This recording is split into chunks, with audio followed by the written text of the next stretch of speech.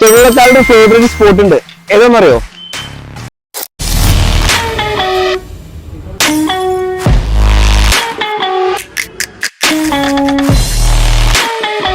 നമ്മൾ തൊടുപുഴ ആശീർവാദിൽ 4 സ്ക്രീനാണ് വരുന്നത്. First one Pranav, വിസ്മയ, അനീഷ, ആശിഷ്, ഇങ്ങനെ 4 സ്ക്രീൻസ് ആണ് നമ്മുടെ തൊടുപുഴ ആശീർവാദിൽ വരുന്നത്.